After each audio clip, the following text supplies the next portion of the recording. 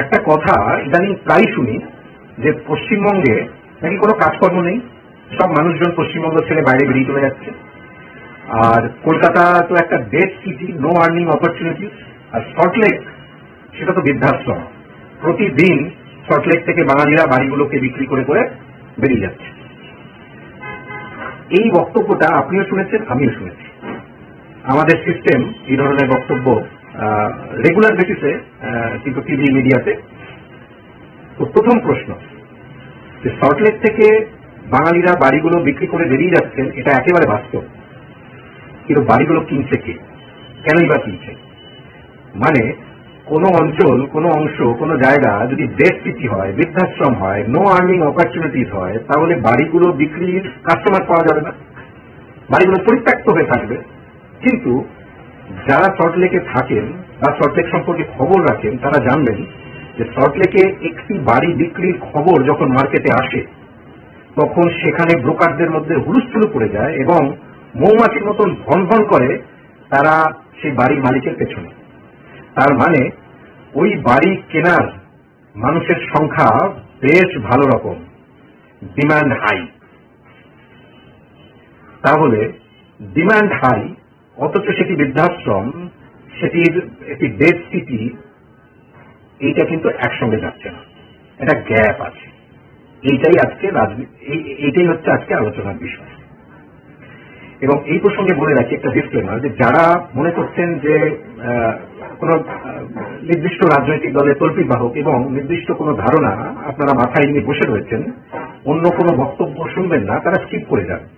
মানা তো দূরের কথা, যারা শুনতেও চান না তারা স্কিপ করে যান, কারণ এই আলোচনা আপনাদের ভালো লাগবে না। সম্পূর্ণ যুক্তি এবং তথ্যের ভিত্তিতে কিন্তু এই আলোচনা বেরোবে, আলোচনাটাই হবে।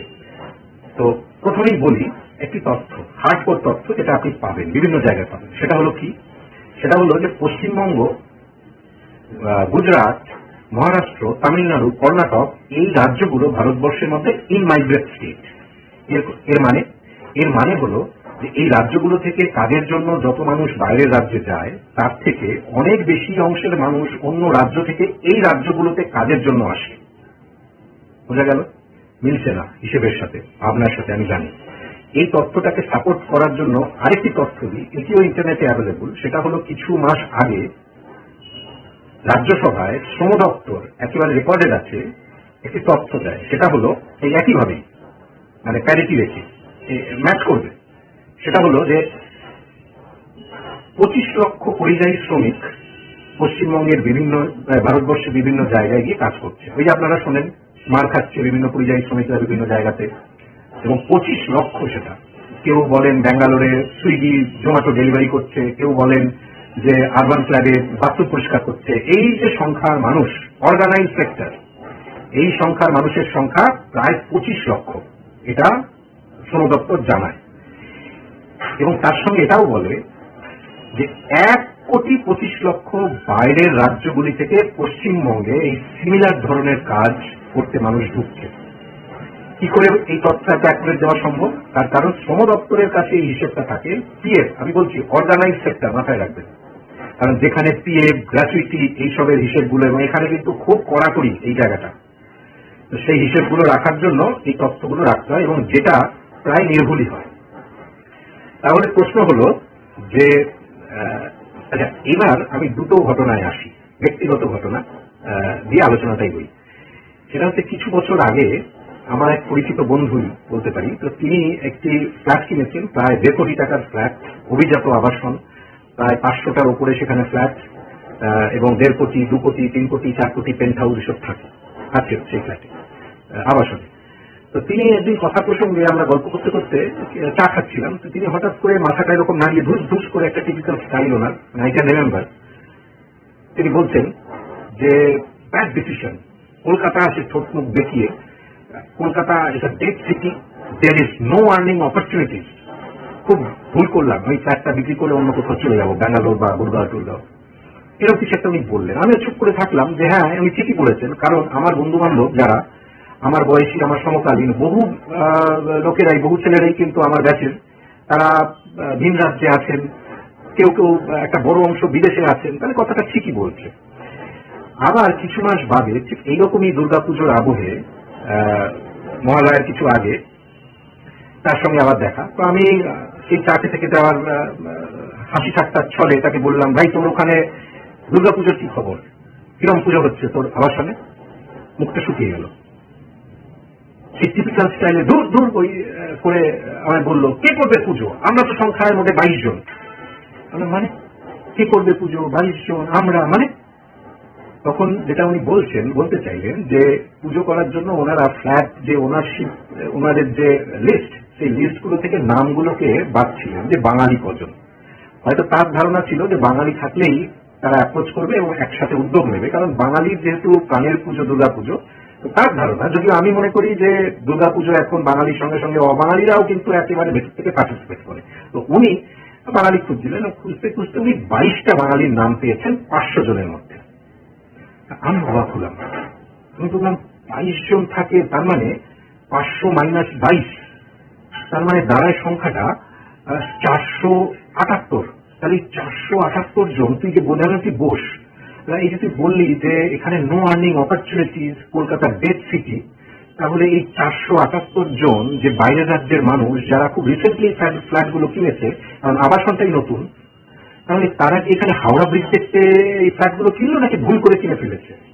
নাকি এরকম যে তাদের ব্যবসাপাতি বা চাকরি বাকরি বাইরের রাজ্যগুলোতে আছে, তারা ফ্লাইটে করে প্রতিদিন যায়, সে কাজগুলো করে আবার ফিরে রাত্রেবেলায় এইখানে এসে এই ফ্ল্যাটগুলোতে রাত্রে শোয়? তা তো না। তাহলে পশ্চিমবঙ্গে কলকাতায় তাহলে আর্নিং অপরচুনিটিস আছে। ভাই তুমি ধরতে পারোনি, তুমি তার খোঁজ পাওনি বলে হয়তো তুমি এটা বললে। তো যাই হোক, দ্বিতীয় ঘটনা সেই একই ভাবে যে দাদা এখানে একজন ভদ্রলোক, আমায় বয়স্ক ভদ্রলোক বলছিলেন যে দাদা এখানে বাংলায় তো দেখেছেন কাজকর্মের কি অবস্থা, ওই তো সব বাইরে চলে যাচ্ছে, সব বাইরে যাচ্ছে। তাহলে কাজকর্মের অবস্থা যদি খুব খারাপই হয়, তাহলে বাইরের রাজ্য থেকে এত মানুষ ঢুকছে বা কেন, আমায় একটু বলবেন? তো উনি একটু বিরক্ত হলেন, কিছু বললেন না। তার কিছু মাস বাদে উনি আমাকে একদিন দেখতে পেয়েছেন। তো উনি প্রায় লাফিয়ে আমার কাছে এলেন, এসে বললেন, দাদা আপনি না ওই দিন ঠিক বলেছিলেন। ভদ্রলোক এতে থাকেন, নিউ টাউনে থাকেন। তিনি বললেন, আমি যখন মর্নিং ওয়াকে যাচ্ছি, বাজার করছি, মলগুলোতে যাচ্ছি, আমি তো প্রচুর ভিন রাজ্যের মানুষ দেখছি। তাহলে আপনি কিন্তু ওদিন ঠিকই বলেছিলেন, এখানে তো প্রচুর ভিন রাজ্যের মানুষ পশ্চিমবঙ্গে ঢুকছে বা তারা এখানে এসে বসবাস করছে, এটা তো বাস্তব। এবার আমি আবার আগের জায়গায় চলে যাই, সেটা হলো তথ্য এবং পারসেপশন। পারসেপশনটাকে দুভাবে বলি। এক হচ্ছে উঁচু, মানে কাজ করা যে অংশ, আরেক হচ্ছে যারা 50,000 টাকার নিচে যে অংশ। তো উঁচু কাজ করা মানে বেশি বেশি রোজগার করা, এই অংশটাকে বলছি। যে আগে আমি এটাই বলি, সেটা হলো যে তথ্য যেরকম বলছে যে ইন মাই গ্রেট স্পিড, আচ্ছা বাস্তবটাও কি তাই? কি মনে হয়? যারা কলকাতা শহরে ঘোরেন তারা আমার সঙ্গে একমত হবেন। কারণ পশ্চিমবঙ্গের এই কলকাতা শহর যে ক্রমাগত বাঙালি শূন্য হচ্ছে, এবং এখানে জনপ্রতিনিধি থেকে শুরু করে ব্যবসা পাতি, কাজ কর্ম, অলিতে গলিতে বিভিন্ন জায়গায় হিন্দি ভাষাভাষী মানুষের সংখ্যা যে পরিমাণে বেড়েছে। দেখুন, এখানে একটা ডিসক্লেমার, এই ভারতবর্ষ, আমার সংবিধান আমাদেরকে সেই অধিকার দিয়েছে যে কোনো রাজ্যের মানুষ যে কোনো রাজ্যে গিয়ে তারা কিন্তু থাকতে পারে। সুতরাং সেটা না, আমি জাস্ট আলোচনার জন্যই বলছি। তো এত বেশি, এবং বাংলা ভাষাভাষী যে লিঙ্গুইস্টিক সার্ভেগুলো হয় সেন্সাসে, সেখানে বাংলা ভাষাভাষী মানুষের সংখ্যাও কিন্তু ক্রমশ কমছে। পশ্চিমবঙ্গের জনবিন্যাস যে বদলে গেছে, সেটা বোঝার জন্য বোধহয় খুব রিসার্চ করার দরকার পড়ে না। এটা বাস্তব অভিজ্ঞতার ক্ষেত্রেই বোঝা যায় যে কত অংশের ভিন্ন ভাষাভাষী মানুষ এই পশ্চিমবঙ্গ, এই কলকাতায়, ভাটপাড়ায়, টিকিয়াপাড়ায়, কাকিনাড়ায়, পশ্চিমবঙ্গের মধ্যে হাওড়া, সালকিয়া, বা এদিকে ধরুন সল্টলেক, নিউ টাউন, কি বলে লেক টাউন, বাঙুর, পাকুড়গাছি, রানীগঞ্জ, কুলটি, আসানসোল, শিলিগুড়ি, খড়গপুর, প্রচুর অবাঙালি মানুষরা থাকেন এবং থাকছেন, নতুন নতুন করে আসছেন। এই যে বন্ধুটির কথা বললাম, যে নতুন ফ্ল্যাট তিনি কিনেছেন, 478টি ফ্ল্যাট, বাইরের রাজ্যের মানুষ, তাদের পারচেজিং ক্যাপাসিটি, তার মানে বড় বড় চাকরি বা বড় আর্নিং করেন বলে তো তারা কিনতে পারছেন। অথবা এই যে আলিপুরের ফ্ল্যাট, গুলো যেগুলো আছে, অথবা ছেড়ে দিন নতুন যে গজিয়ে ওঠা যে ওই আইকনিক যে বিল্ডিংটি ক্যালকাটা 42 নাকি নাম, যেটা ধর্মতলাতে একেবারে উঁচু একটা টাওয়ার, খোঁজ নিয়ে দেখুন তো যে সেই ফ্ল্যাটটা মালিকগুলো কারা। তার মানে প্রচুর মানুষ বাইরে থেকে পশ্চিমবঙ্গে ঢুকছেন। কাদের জন্যই তো ঢুকছেন? তারা তো এখানে শুধু গঙ্গার হাওয়া খেতে ঢুকছেন না, এখানে কাজ আছে, অপরচুনিটিজ আছে, রোজগারপাতি আছে। আপনি ধরতে পারছেন না, আপনি তার খোঁজ পাচ্ছেন না বলেই আপনি বলছেন পশ্চিমবঙ্গে কিছু নেই, ডেড সিটি, সব ব্যাঙ্গালোর, এই ওই সেই, এটা আপনি বলছেন। এবং এই প্রসঙ্গে বলে রাখি যে কি বলে, আবার একটু তথ্যে যাই, ঠিক আছে? তথ্যগুলো আপনারাও পাবেন, খুব সহজ তথ্য, ইন্টারনেট করলেই পাওয়া যায়। সেটা হলো জিএসটি কালেকশন। জিএসটি কালেকশন এমন একটি ইন্ডিকেটর যেটা দিয়ে কোনো রাজ্য বা কোনো অংশের ইকোনমিক অ্যাক্টিভিটিসটা খুব সহজেই বোঝা যায়। তো খুব স্বাভাবিকভাবেই যেখানে রোজগারপাতি নেই, যেখানে কেনাবেচা হচ্ছে না, টাকা ঘুরছে না, সেখানে জিএসটি কালেকশন কম হবে বা জিএসটি কালেকশন বাড়বে না। লাস্ট 5 বছরে পশ্চিমবঙ্গের জিএসটি কালেকশন ঊর্ধ্বমুখী, ঠিক আছে? লাস্ট ফিনান্সিয়াল ইয়ারে সেটা প্রায় 62,000 কোটি টাকা, 62,000 crore, এবং এটা ক্রমাগত ঊর্ধ্বমুখী। একইভাবে, মানে এটা আমি ইনডাইরেক্ট ট্যাক্স বললাম, এবার ডাইরেক্ট ট্যাক্স, মানে যেটা ইনকাম ট্যাক্স বলি, ডাইরেক্ট ট্যাক্স কালেকশনও কিন্তু পশ্চিমবঙ্গের ঊর্ধ্বমুখী, ঠিক আছে? এবং এই দুটোতেই, মানে জিএসটি কালেকশন এবং ইনকাম ট্যাক্স কালেকশন, এই দুটোতেই পশ্চিমবঙ্গ এই 24টা রাজ্যের মধ্যে পশ্চিমবঙ্গের পজিশন হচ্ছে 6 অথবা 7। 1 হলে তো খুব ভালো হতো, 2 হলে তো খুব ভালো হতো।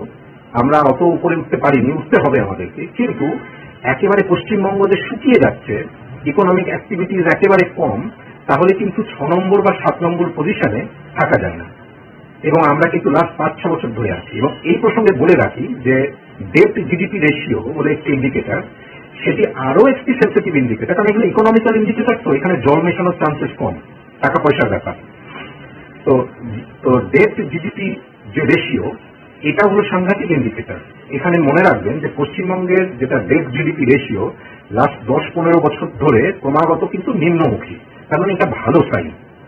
যার ডেট জিডিপি রেশিও পার্সেন্টেজ যার যত কম হবে সেটা ভালো। এই প্রসঙ্গে বলে রাখি যে ভারতবর্ষের যে ডেট জিডিপি রেশিও সেটা প্রায় 80%। এই জন্য IMF কিছুদিন আগে ভারতবর্ষকে কিন্তু সাবধান করেছিল যে তুমি তোমার ইকোনমিক অ্যাক্টিভিটিসকে বাড়াও, ঠিক আছে? তো ভারতবর্ষে মানে ন্যাশনাল লেভেলে আমাদের ডেট জিডিপি রেশিও হচ্ছে 80%, শুধু ইন্ডিয়ান গভর্নমেন্টের ডেট হচ্ছে 52%।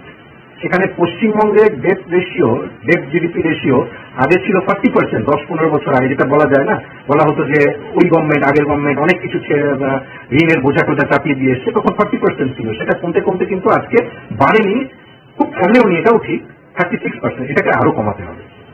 তো এই তথ্যের ভিত্তিতে যেটা আমি বলতে চাই সেটা হলো যে দেখুন, মাইগ্রেশন ভারতবর্ষের যে কোনো, যেটা আগেও বললাম, যে কোনো রাজ্যের মানুষ যে কোনো রাজ্যে যাবেন, কাজ করবে, এটাই ভারতবর্ষের বিউটি। কিন্তু এর মধ্যে একটা প্যারিটি থাকা দরকার বলে আমার মনে হয়।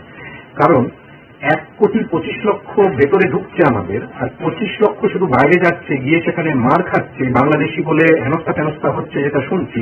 তো এই ক্ষেত্রে যেটা আমার ভাবনা, যে বাকি রাজ্যগুলোর মতনও পশ্চিমবঙ্গে একটা ভূমিপুত্র সংরক্ষণ করা খুব জরুরি, যাতে এখানকার মানুষজনের কাজটা মিট আপ করে দেওয়ার পরেও যে প্রচুর চাকরি অ্যাভেলেবল থাকবে সেগুলো বাইরের রাজ্যের মানুষরা করবে।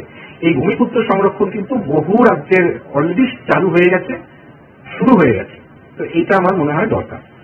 এবং এই প্রসঙ্গে একটা জিনিস একটু বলে রাখি, সেটা হলো যে পশ্চিমবঙ্গে, এটা তো বললাম নিচু, মানে একটু যেটা কম চাকরি, উঁচু যেগুলো মানে 50,000 টাকার উপরের যে চাকরিগুলো, এটা ঠিক যে এই অংশের বহু মানুষ কিন্তু পশ্চিমবঙ্গ ছেড়ে বাইরে যাচ্ছে, গুরগাঁও যাচ্ছে, পুনে যাচ্ছে, ব্যাঙ্গালোর যাচ্ছে, বিদেশ যাচ্ছে, হলস্টন যাচ্ছে।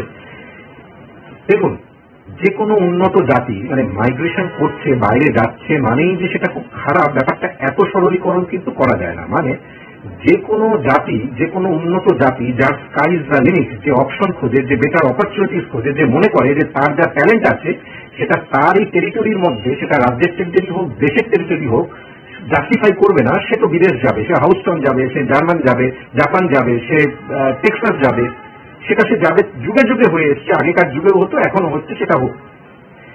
কিন্তু আরেকটি অংশের মানুষ যারা মনে করছেন যে পশ্চিমবঙ্গে চাকরি থাকলেও সেখানে স্যালারিটা কম, তারাও কিন্তু বাইরে যাচ্ছেন। এবং আপনারা জানবেন যে আইটি সেক্টরকে মূলত আমি বলতে চাইছি যে সল্টলেকের যে আইটি সেক্টর 5 বা সিলিকন ভ্যালি নিউ টাউনে প্রচুর অ্যাক্টিভিটিস বেড়েছে আগের থেকে, এটা তো নিয়ে কোনো সন্দেহ নেই।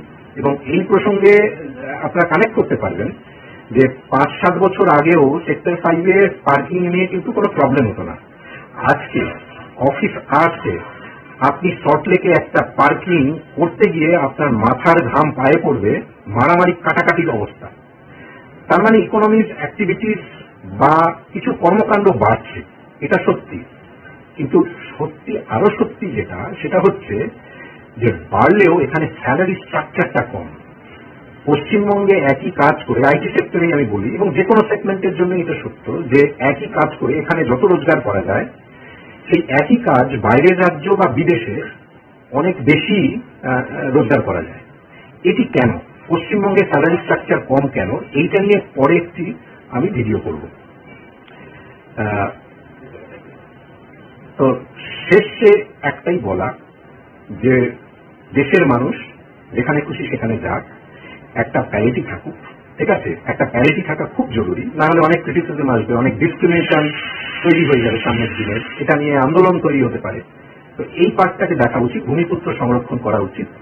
আর এট দ্য সেম টাইম এখানে একটু হিন্স দিয়ে রাখি, এই ভূমিপুত্র সংরক্ষণ করার সাথে সাথে কিন্তু এই স্যালারি স্ট্রাকচার এর একটা গভীর সম্পর্ক আছে। মানে ভূমিপুত্র সংরক্ষণ নেই বলে আমাদের পশ্চিমবঙ্গের স্যালারি যে পিরামিডটা, সেটা কিন্তু কম, ঠিক আছে? আমি এই প্রসঙ্গে বিস্তারিত একটি ভিডিও পরে করব।